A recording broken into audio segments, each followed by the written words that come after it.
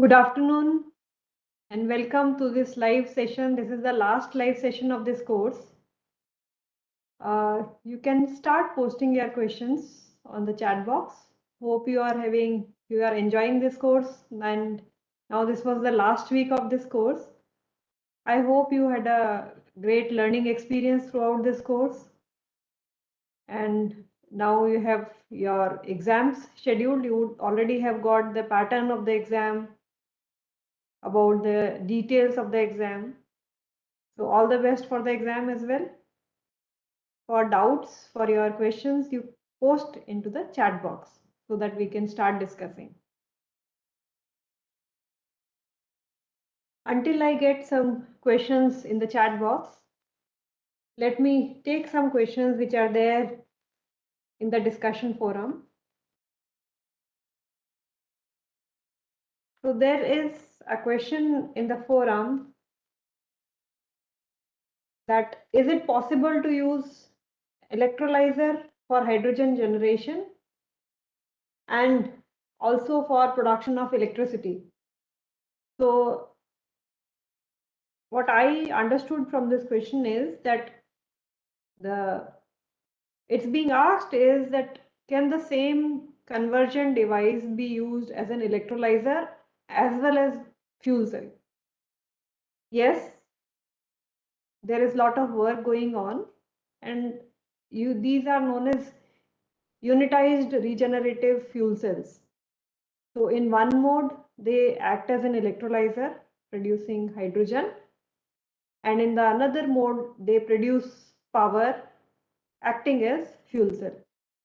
So it is possible there are devices which are being considered such that both the operations can be done with the same device.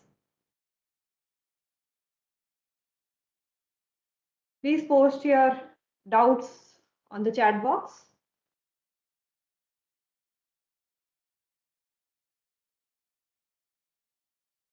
There are certain questions in the forum regarding the examination pattern. I hope these questions were posted prior to the release of the examination pattern by the NPTEL office. Again, I think there is a question by Yashwant Saini. Yeah, Mr. Yashwant, there will be questions which will be objective type. These will be MCQ type of questions.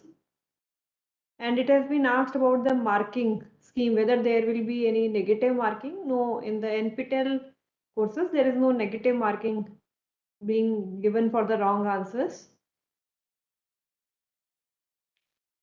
About the choices to fill in the blanks. So it's being asked whether these will be short answer types or fill in the mark blank type of questions. So these will be mostly MCQ questions with multiple choices, and you have to select the right choices. I could see now some messages in the chat box. You can, so I have TA Abhijit Kumar today with me. So he will tell about the questions. Yeah, you can. So the question we have received is there a standard for electrolyzer design and performance? There are performance parameters, like we have discussed in detail. We have not gone in detail because this is an overall course on which is covering several aspects of hydrogen. It's like production, storage, transport. You have already seen many aspects. So we have not gone into details of either of the energy conversion devices. Also the electrolyzer or fuel cell. Yes, there are certain norms which are associated with, as we have discussed in hydrogen storage, that the US DOE, they have assigned certain benchmarks for each of the different criteria for selection. Yes, there are certain targets for fuel cell as well as electrolyzer. So the next question we have received is which type of hydrogen sensor is the most common used in the industry? Actually, I have already discussed that in great length. The choice of sensor depends upon several things. Important part here in the choice of sensor is, one is either there could be possibility that you want to see what is the hydrogen concentration. at times when hydrogen would be the major gas and there would be certain impurities present, that will be very small quantities. There the concentration of hydrogen will be very high. So those type of mixtures of hydrogen plus impurities are also can be sensed. Now there the sensors needs to be more sensitive towards impurities. That those type of sensors also we have discussed. At the same time, there are applications there in laboratories. You want that if there is a hydrogen leakage, which is also in smaller percentage, that you should be able to sense. Now at that place, the concentration of hydrogen should be very small, that could be sensed, volume percent by volume. So the amount of hydrogen that needs to be sensed is very small. The precision of these type of sensors will be different.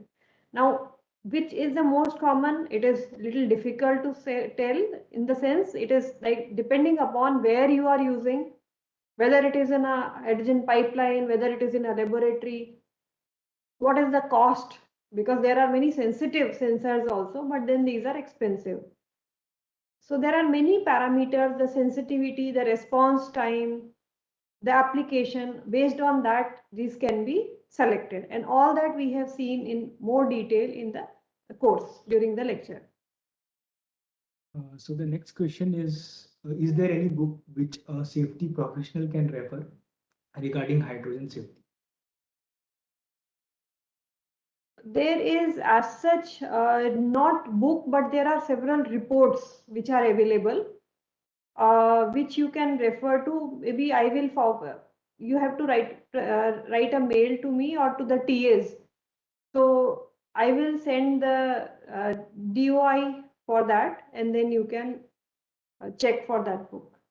These are reports. Prasad, sorry, I would have missed your mail. I would request you to please resend it. I will reply to your mail. I think you have asked, Prasad, can you post your question here?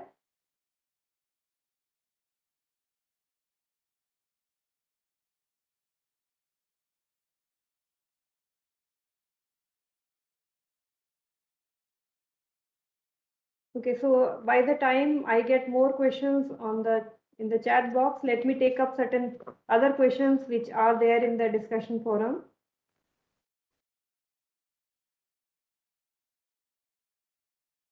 It's the cost of LOHC, which was, so in one of the lectures, we have seen the different liquid organic hydrogen carriers, about the costs of the transportation using either ammonia or liquid organic hydrogen carrier or liquid hydrogen. So there it was like the cost is $0.6 per kg, whether it includes conversion back to hydrogen. So this does not include the taking back the hydrogen carrier to the point of origin. This is sole transport of liquid hydrogen, liquid organic hydrogen carrier. Example of LOHC. So even like all the chemical, like even the methanol, ethanol, toluene, these are some of the examples, and there are many more which have been considered for transporting as a carrier for hydrogen.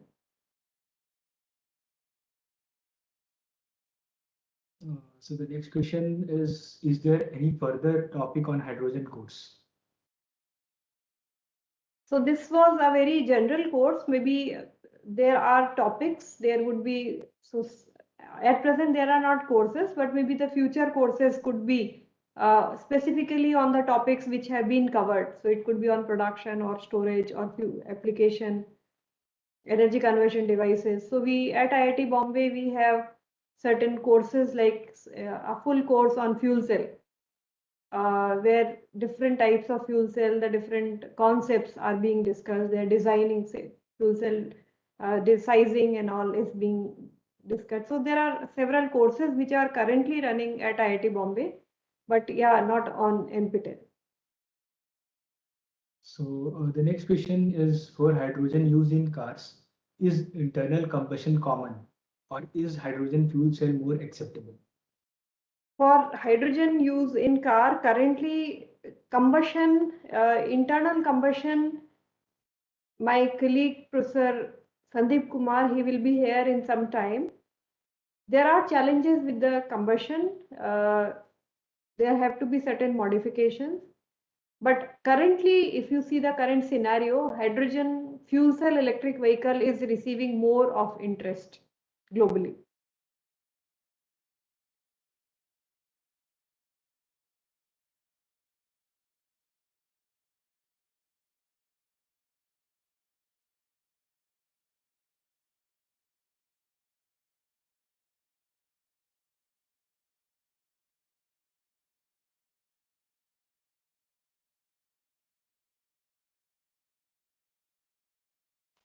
Uh, we have received a question, which is how to calculate the losses in fuel cell stack in FCEV.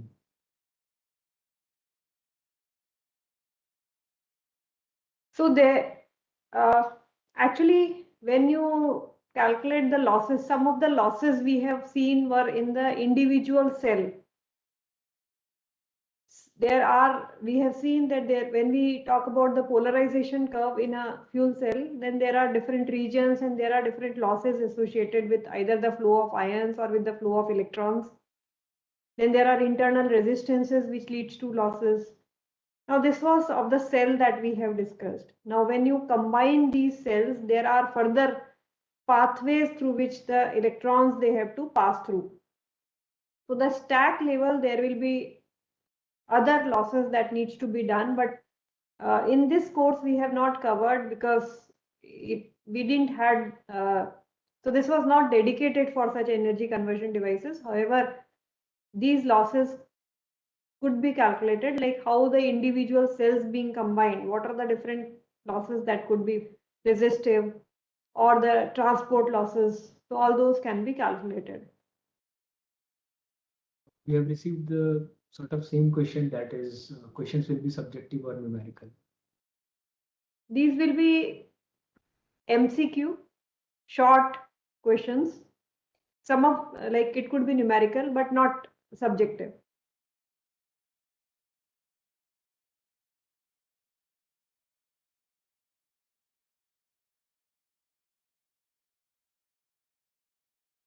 There are some questions about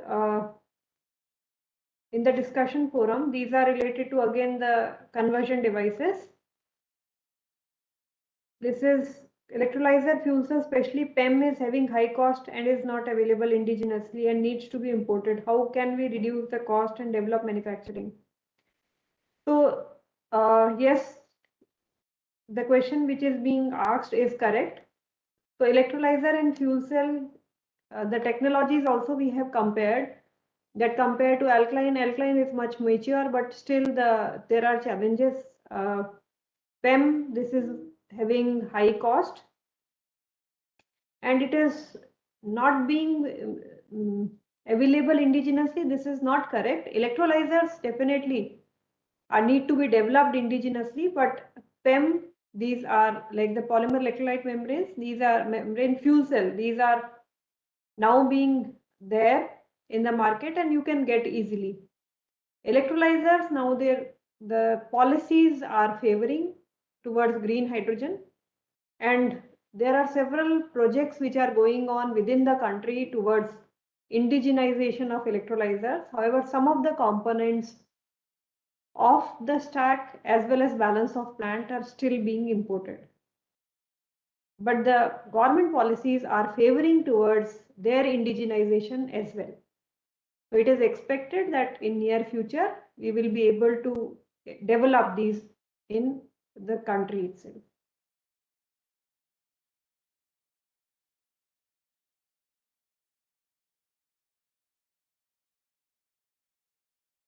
There is a question about the bipolar plates in the discussion forum. The bipolar plates, so it could be like graphitic, or now the interest in the research community is towards towards metallic bipolar plates. And these bipolar plates, then these are machined to get the flow field grooved into it, so that that could ensure the flow of gases, the removal of the water, which is reducing the flooding of these So there are several channels which are engrooved onto these plates, whatever plate, whether it is metallic or whether it is graphitic plate. We have received a question that is based on IC engines. IC engine I will take little later because Professor Sandeep Kumar, he will join us. Another question is, please tell whether assignment question will be the part of main exam or not. Yes, assignment questions, certain part of it. So there is a pattern of exam and some of the assignment questions will be a part of the main exam as well.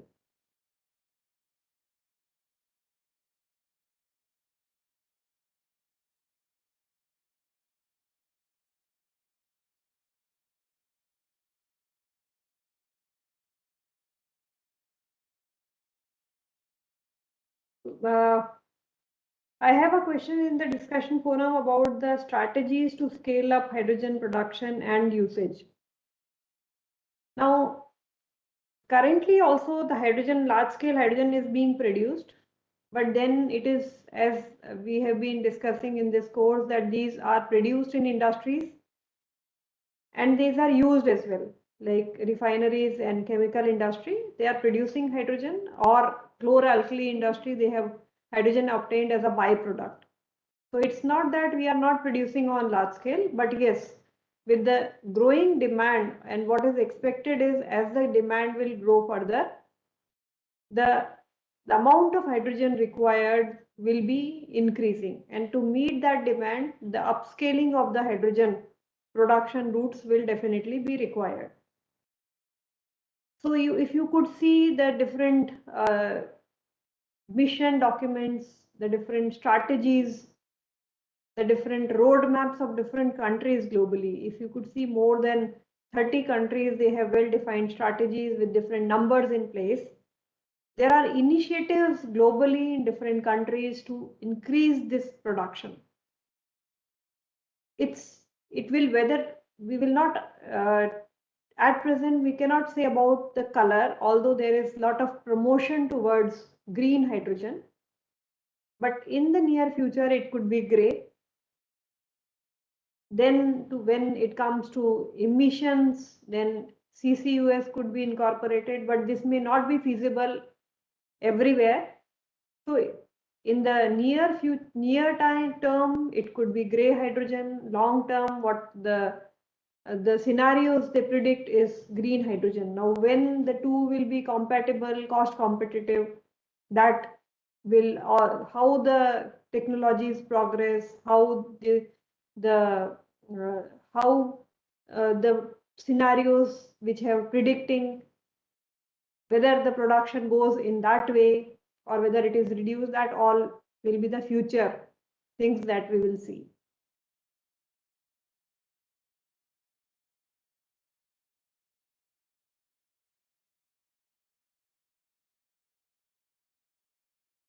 Yeah, so we have received a new question, that is, what is the mechanism of hydrogen embrittainment?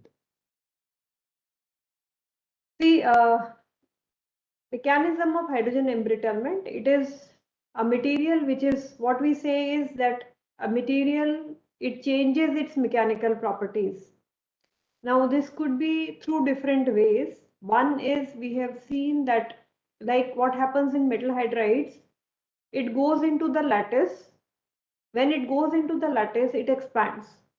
And when it comes out of it, the lattice contracts. So as such, the repeated expansion and contraction, that causes the material to break or the particle size reduces. This is one aspect. Another, we have also seen that hydrogen, it is a very small molecule with a very high diffusivity.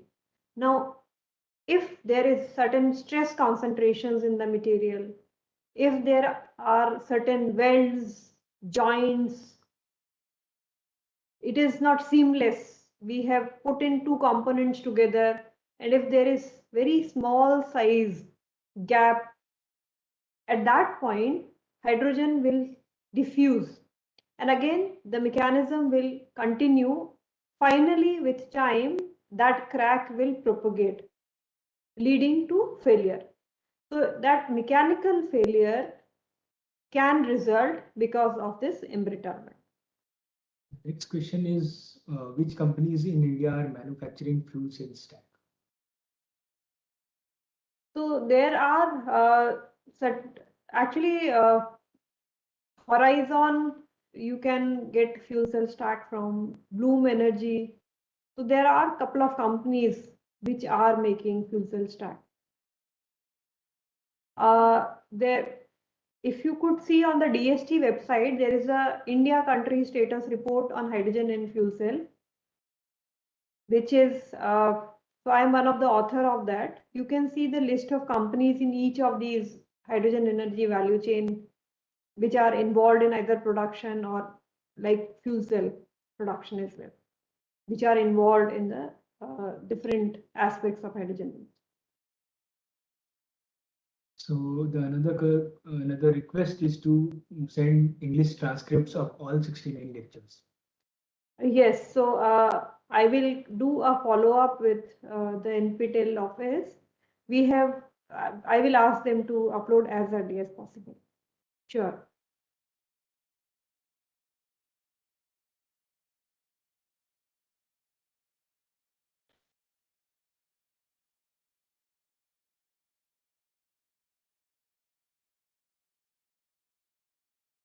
Yes, please keep posting your questions in the chat box, your doubts. Since this is the last week and last live session of this course, you can ask your doubts. The next question we have received is which material is used for bipolar plates? I think I just now replied that like it was graphitic usually used, but now the interest is towards metallic bipolar plate, even SS plates. Regarding assignment, there is a question that someone has got late to submit assignments. So if he attends the same, will this affect his results?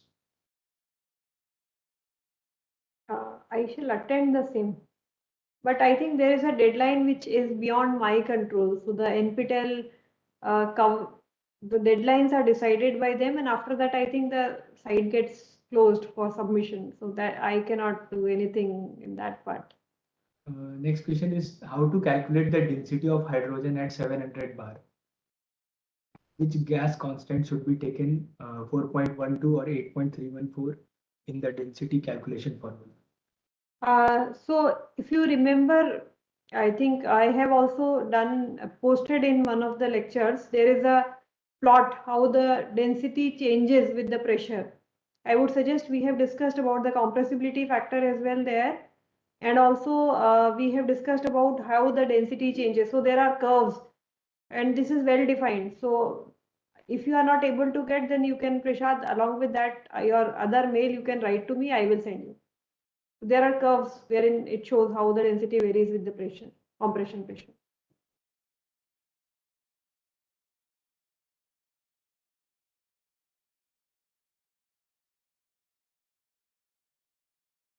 So the last question I could see on screen is, I too don't have answer. How to pass exam without studying? I don't think you can pass without studying.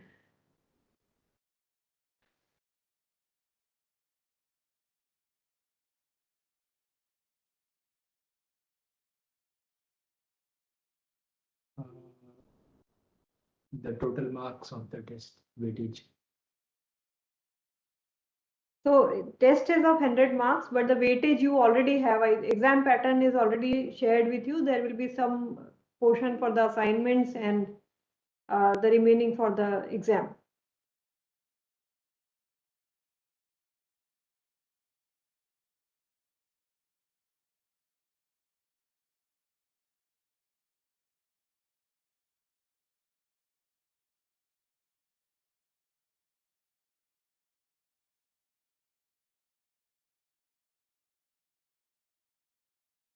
So you can post your doubts here.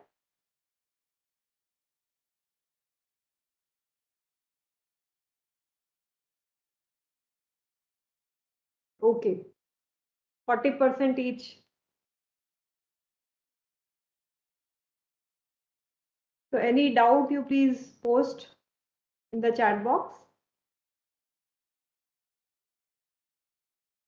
The question is, how can we increase the hydrogen storage capacity of a porous material at room temperature?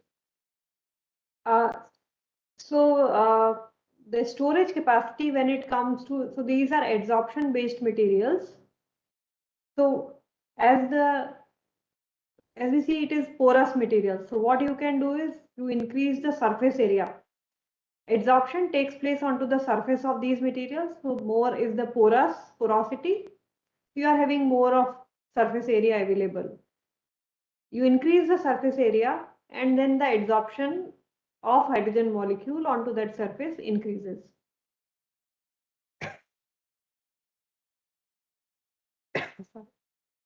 But at room temperature, we have already discussed that the heat of adsorption is lower.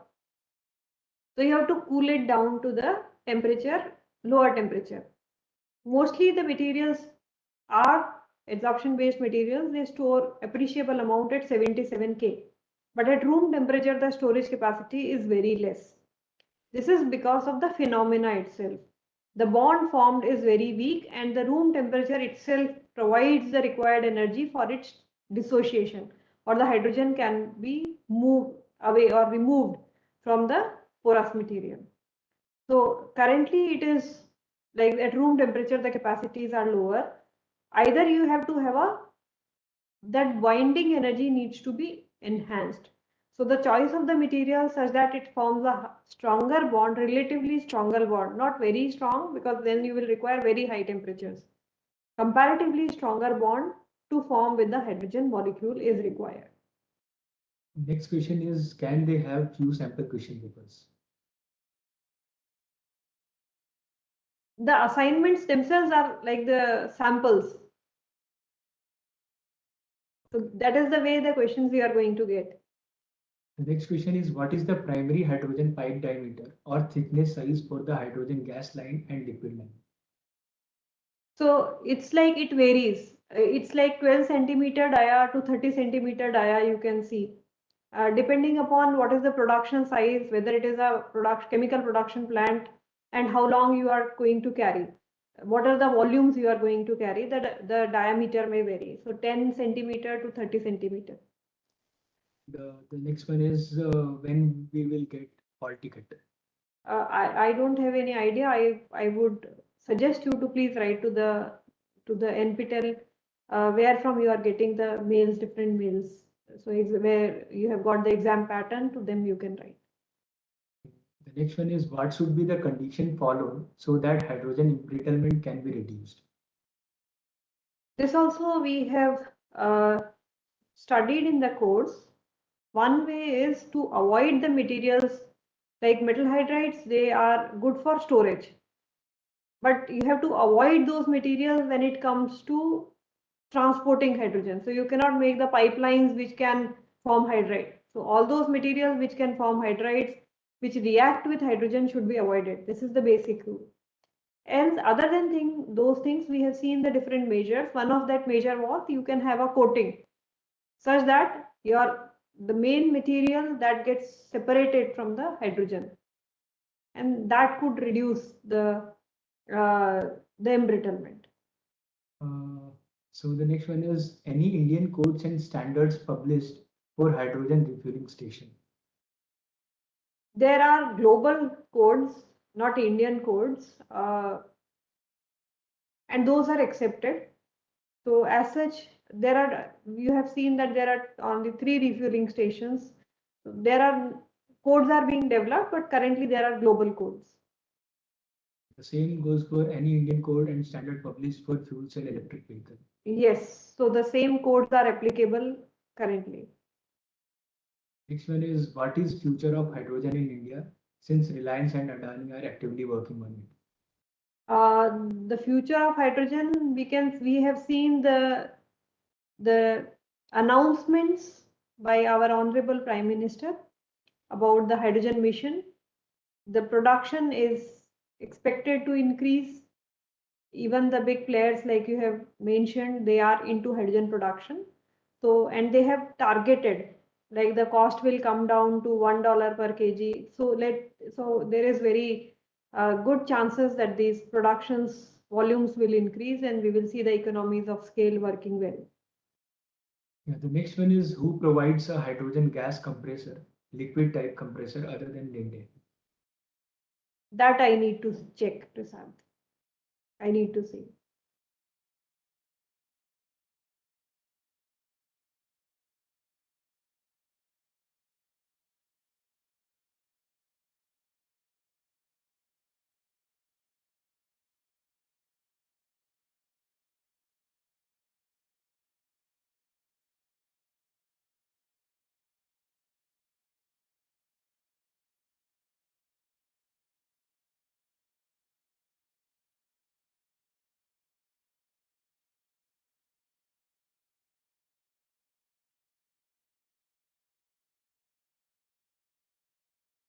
Uh, One question is if anyone wants to visit in hydrogen laboratory at IIT Bombay, what is the procedure?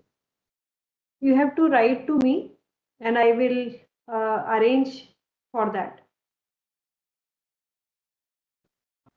In final paper, is there any numerical problems like tutorial problem? Yes, there will be numerical problems, but all will be MCQ. So there will be solutions also in the, you have to select the correct choice. There will be numerical problems.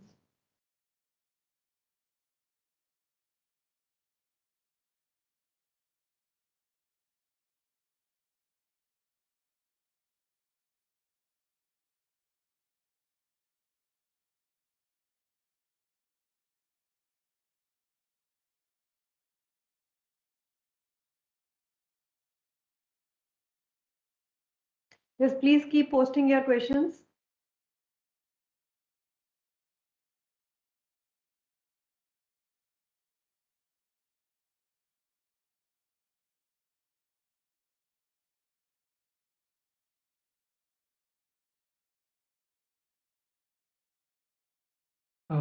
So the question is higher hydrocarbons are reduced to lower hydrocarbons in pre-reformers.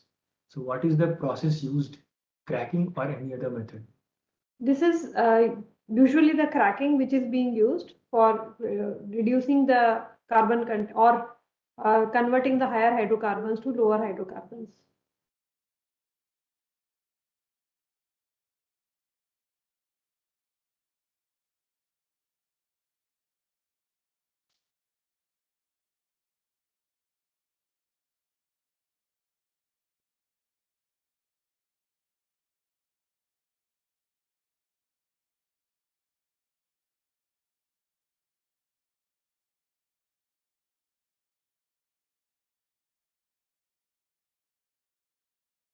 Yes, any other doubt you have, please post in the chat box.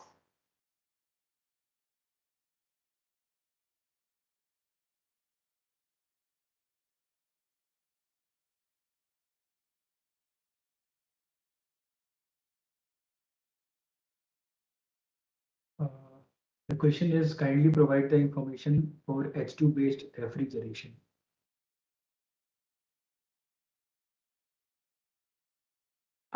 Actually, can you please mention your question clearly? Is it hydrogen liquefaction you are talking about or the systems which are based on hydrogen cooling?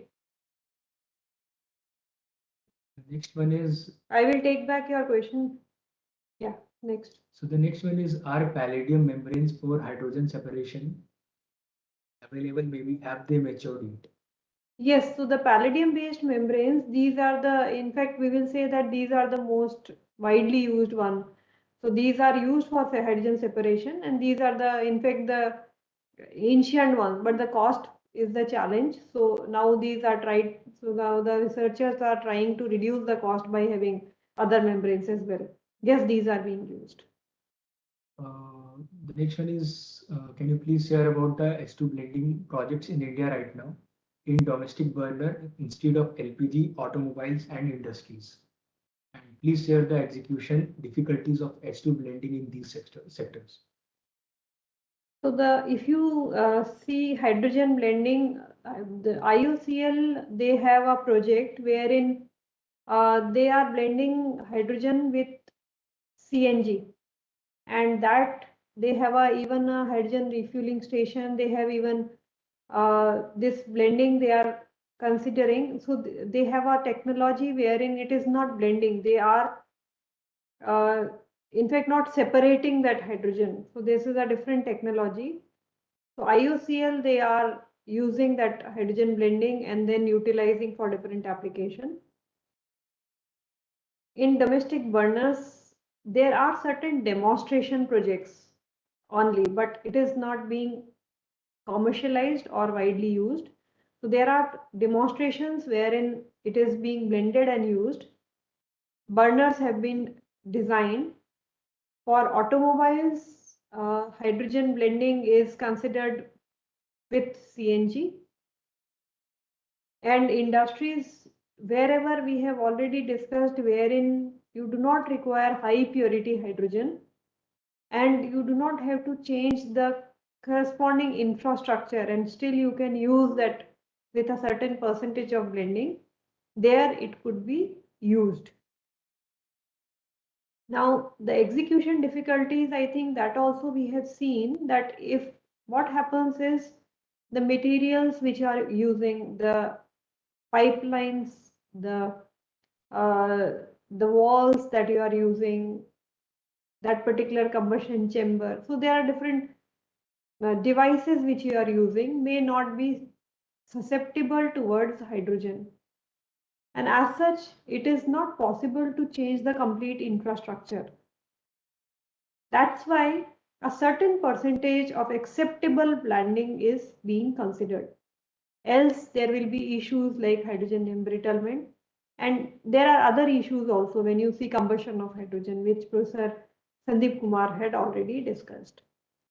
The next one is there a quantity of hydrogen because it is difficult?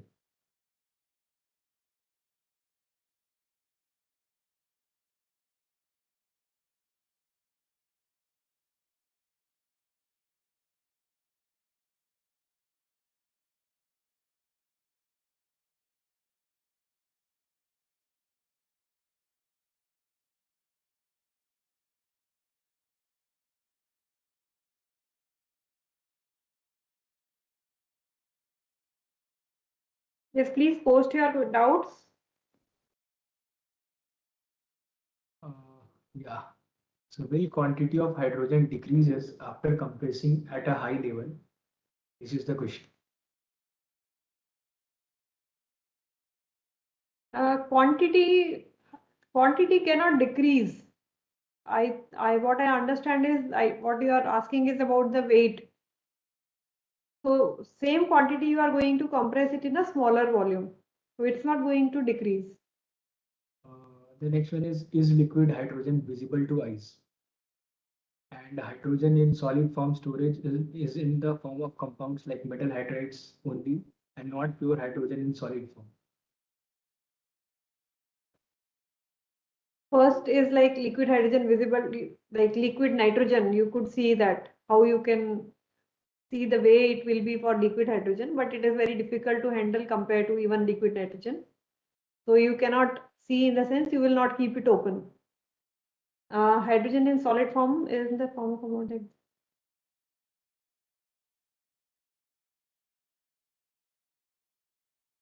Okay, so for storing in solid form, you have to further lower down the temperature. So that's why like storing in solid form in the form of different compounds is preferred. Getting, so usually like we say storing liquid hydrogen has challenges. So you have to further lower down your temperature to go to the solid hydrogen. So solid state storage, which we are usually using that term, is when you are storing hydrogen in the form of compounds. The next one is in UK, one city hydrogen is started replacing natural gas. So are you updated on this? Actually, it's not only in UK, there have been several such advancements. The first one was in Japan, where the entire city, the energy requirements, that was High Town, named as High Town, the entire requirements were met using hydrogen. So now there are several such demonstration projects wherein hydrogen needs are that UK city which you are telling, yes, there are certain cities wherein they are meeting the requirements, energy needs using hydrogen. So earlier there was a question in refrigeration. So as we know, a working media in vapor compression system is refrigerants like HCFC or HFC. So in similar way, do we use hydrogen-based refrigeration? There are hydrogen-based refrigerations. There are systems like even metal hydride-based hydrogen cooling systems or air conditioning systems, refrigeration systems. If you remember, in solid-state hydrogen, we have seen that the formation reaction of metal hydride, that is metal reacting with hydrogen, the forward reaction is an exothermic reaction. While the reverse reaction wherein you have to provide the heat to separate hydrogen from the metal hydride, that is an endothermic reaction. Now what happens is when that when you are releasing that hydrogen, there is a cooling effect which is being observed. And that cooling effect, other than hydrogen, you are getting that cooling effect as a byproduct. That could be tapped for reducing the temperature. So as such, that could be used for refrigeration or air conditioning applications. So I would welcome Professor Sandeep Kumar. He is here to clear your doubts on IC engines. So I will first ask Professor Sandeep Kumar to answer some of the questions, and you please keep posting questions related to IC engines as well. Good evening, everyone. Welcome. So I think we can pick up some of the questions. So maybe I will start from last. What about the safety when it is used in engine? So when we look into the engine application, so one of the thing with hydrogen is the flame speed is very high. So when I say that the flame speed is very high means the chances of knocking, which is not a very desirable effect for a typical engine, that will happen. But then again, the way hydrogen engine has been designed, it is designed for a very lean combustion. Typically, petrol, it is a substitute for petrol in a spark ignition engine. It is a gaseous fuel. It is premixed with air and injected. And when we do that, we petrol engine is designed to burn petrol and air in a stoichiometry. Whatever the fuel and air mixture is there, it is near stoichiometry, so it burns completely, give you the maximum power output. But that we don't do with the hydrogen for two basic reasons. One thing, if we do that, the energy release rate is very high, which leads to very high combustion rate, which ultimately leads to knocking. So we don't do that. Second reason, if we do that, because of the high release rate and high temperature, the NOx emission is also very high. The NOx emission being high, that is the major reason why we burn it very lean. And hydrogen has a very unique sort of chemical property that it can burn very lean, unlike any hydrocarbon. So it can, even if you have 4% hydrogen and 96% air, still it will burn. That doesn't happen with any other fuel or typical any other hydrocarbon fuel. So that gives it a unique feature that we can go for very low lean combustion where the NOx emission is negligible. But just because the heat release rate is high, you achieve a reasonable temperature to give it high thermal efficiency. So efficiency is not compromised, but the NOx emission is very much low. And because it is a lean combustion, the flame or the high combustion rate related issues and high heat related issues or knocking issues are automatically subsided. So that is with respect to when we look into the inside the IC engine. And when we look into outside the IC engine, like storage and other stuff and all, in the vehicle movement and all. So as Professor Pratibha Sharma would have thought about the safety issues with respect to the tank design and other thing, it is same.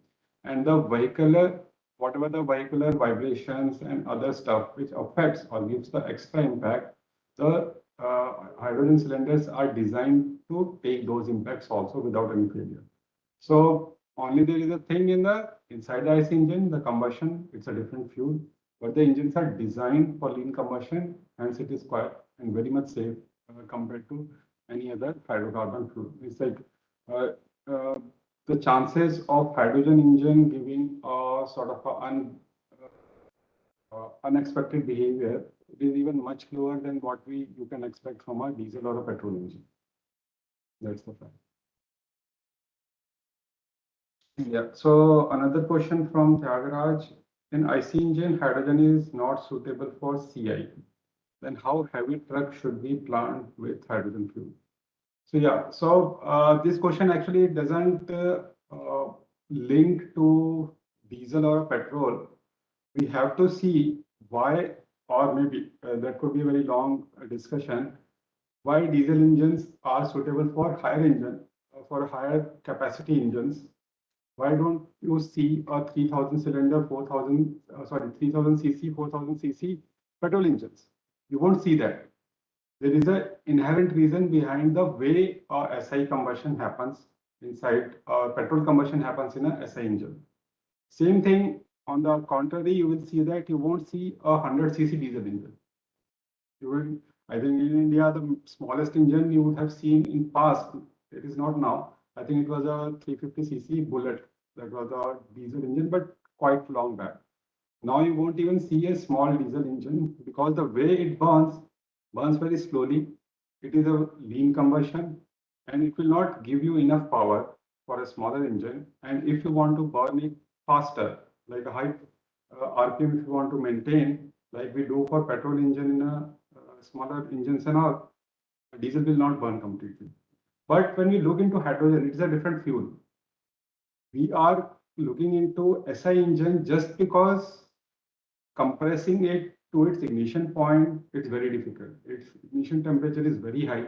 So self-ignition is not possible even if you design an engine with around 30 this thing, compression ratio. I think you have to design for 35 or more so that it can reach its self-ignition temperature. But with a spark, we are just trying to give it a ignition source. When it comes to a diesel, means heavy trucks, it is about the torque, it is about the power that trucks needed or the high capacity engine requires. So definitely it can be designed for a heavy trucks or this thing. So I don't see any technical reason where hydrogen engines can't be designed for a heavy trucks or heavy vehicles.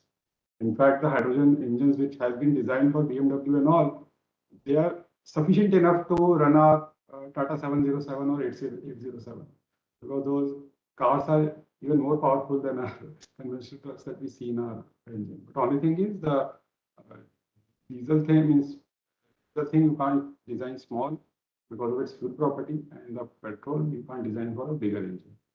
That is not the issue with the hydrogen. Next question.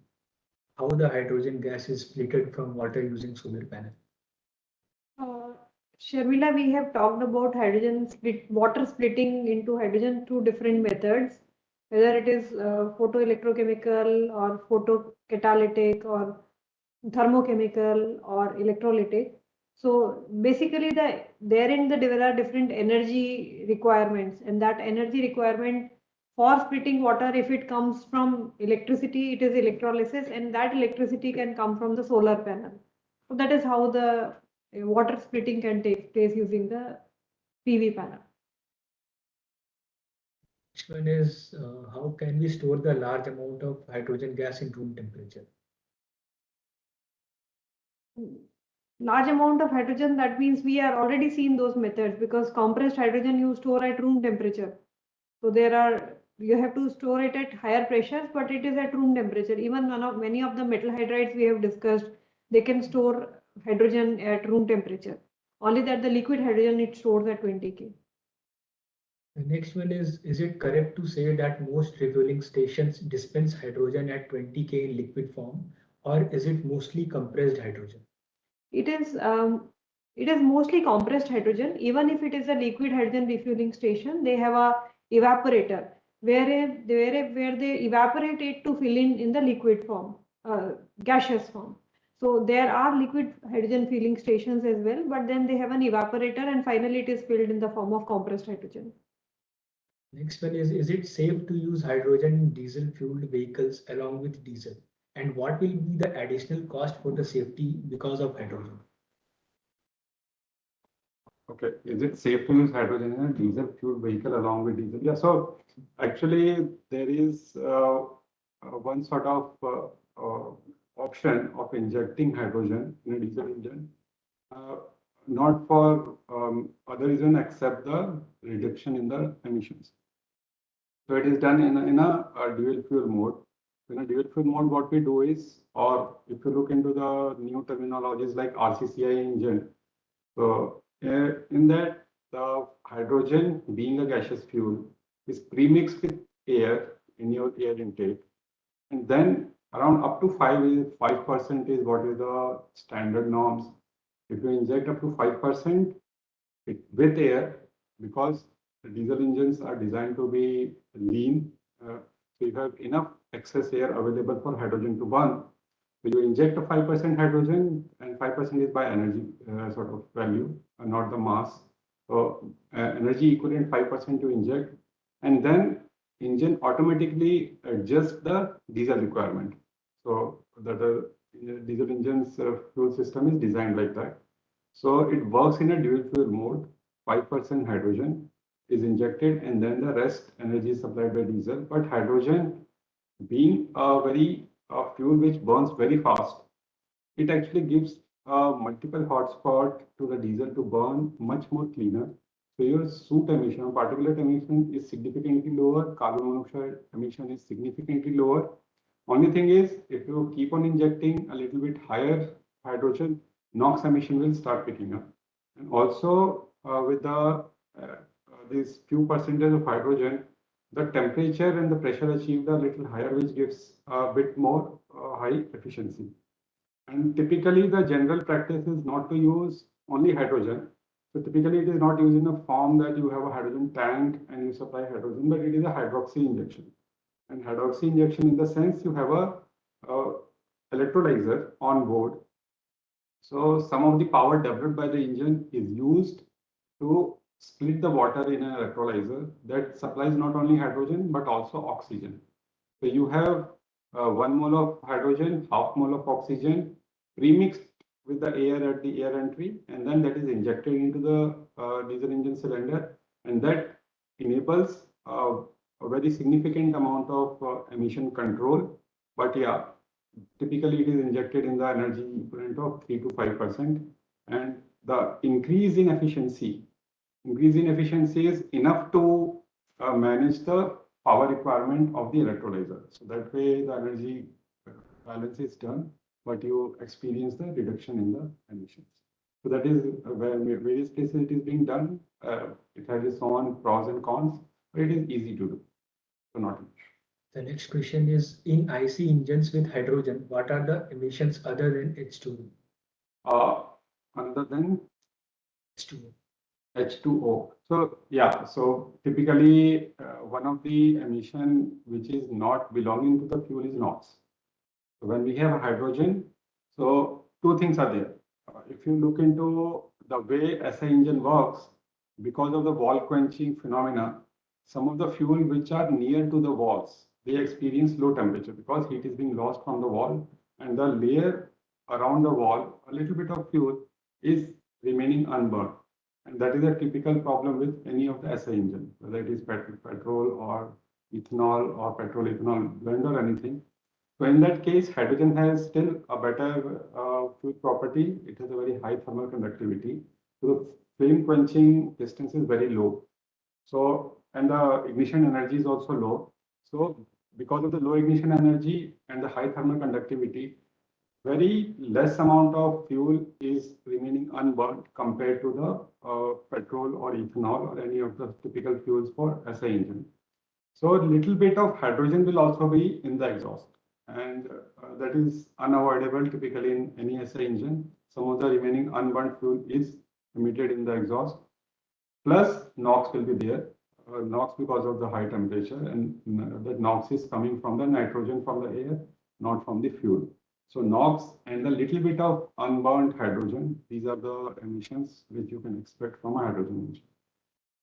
The next one is, in trucks, we hear about hydrogen FC, not IC. Is that right? Yeah, so even don't think about the trucks and all. Typically, even the future, people are thinking about fuel cell application with using hydrogen as a fuel. And one of the reason is the efficiency.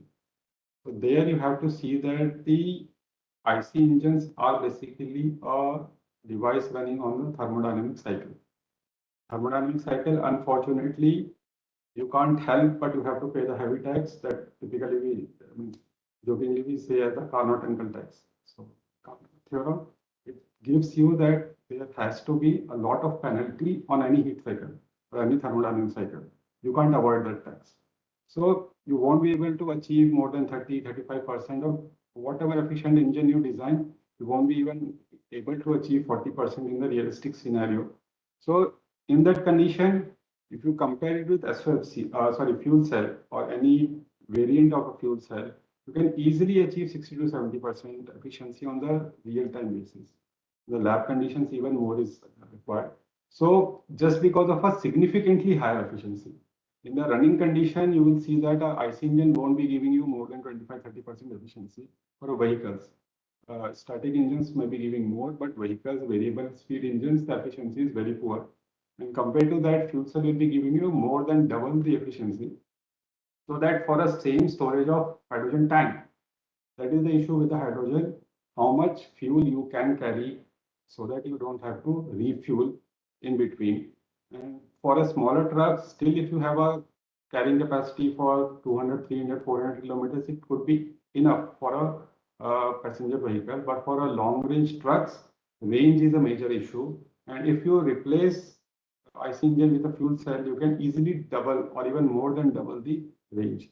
That is the major reason for bigger trucks or the long range buses and trucks adopting the fuel cell as a major power drive rather than IC engine.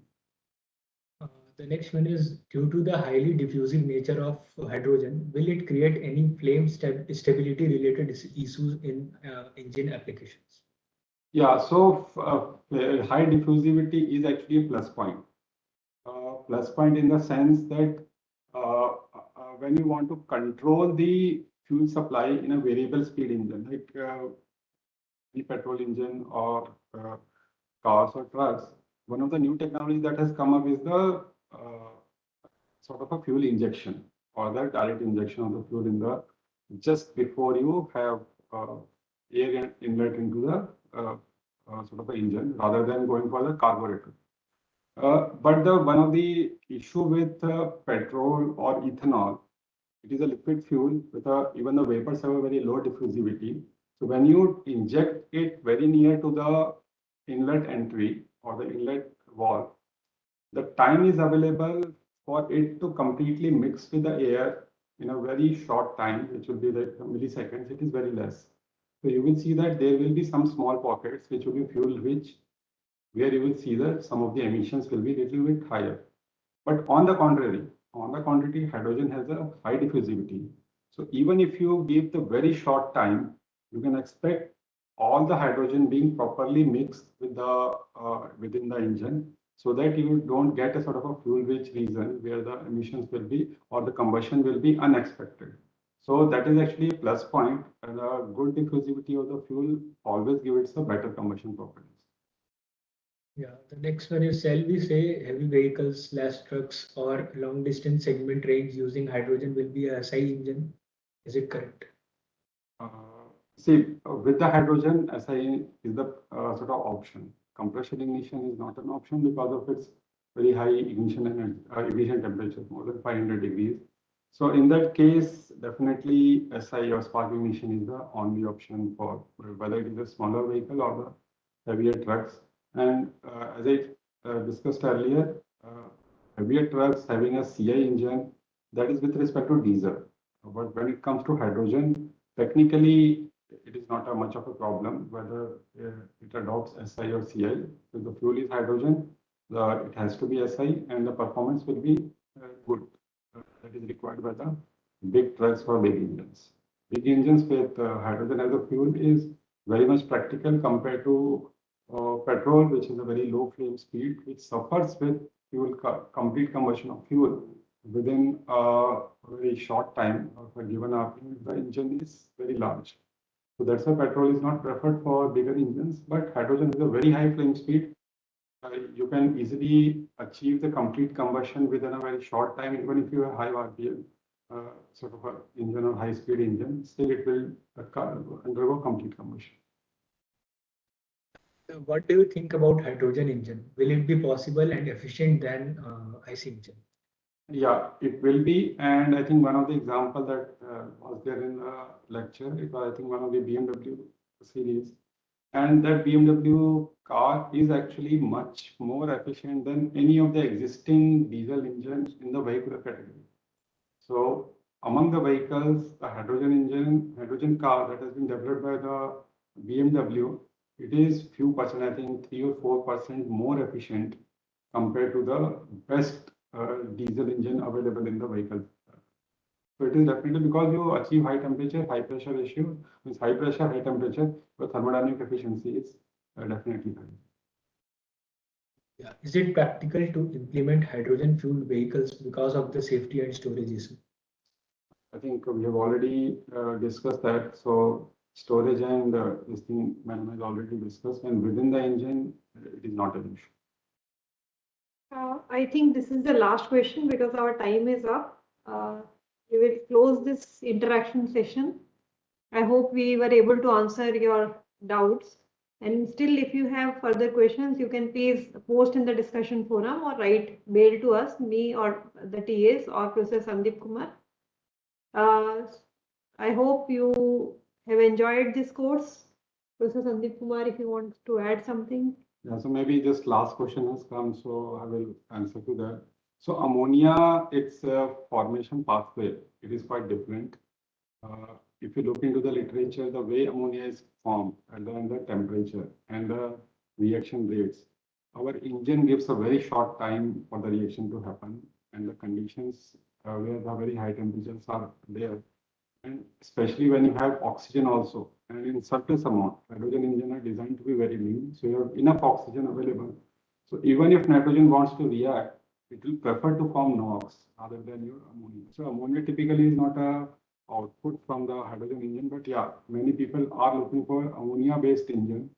There the ammonia emission because of the wall quenching, unburnt ammonia, definitely that will be emission for ammonia engine, but not for hydrogen engine.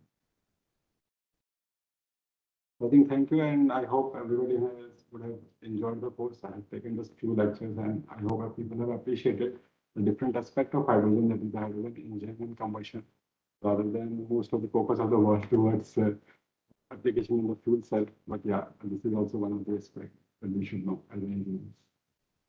So in this last live session, I would like to thank Professor Sandeep Kumar for his efforts, Professor Jack Sweat, who has also taken some part of the course, and all the TAs who have helped me out for this course. Thanks to all the attendees who have taken this course, who have been so interactive in this course, and all the best for your exam. Thank you. Thank you. All the best. Thank you.